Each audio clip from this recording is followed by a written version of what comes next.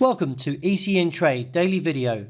Before we begin, it should be noted that any advice is of a general nature only and that your personal circumstances have not been taken into consideration.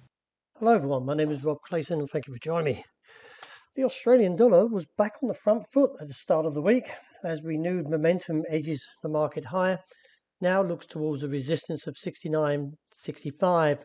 Now although we have cleared 69.45, I still feel the market's potential to grab the 70-cent handle and reassess from there, as a clearance of around 70.15 would give further indication from this resistant line towards 71 cents.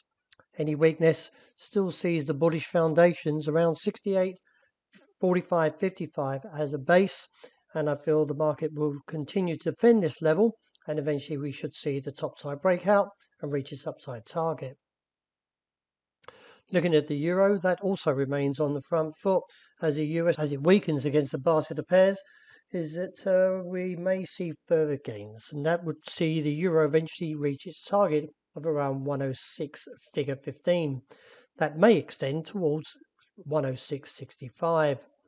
Any weakness should run into support around 105.35.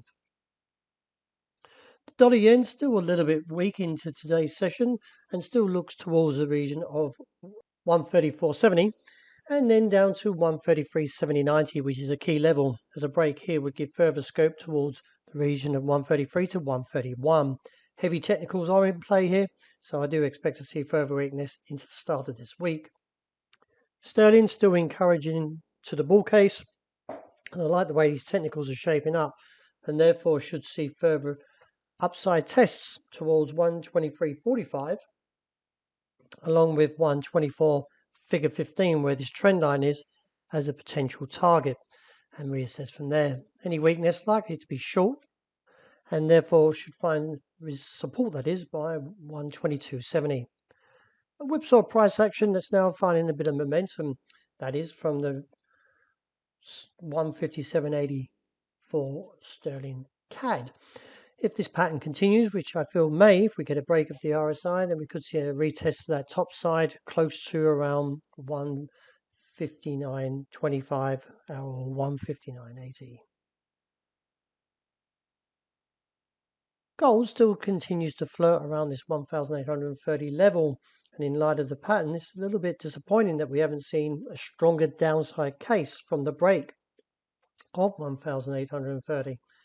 Nevertheless, with the mixed outlook coming into the start of this week, a move through 1,838 would see us possibly gaining further ground towards 1,850 to 52. Until then, to see if the market can give up its gains, and if we do get a close in New York above 38, then further bullishness.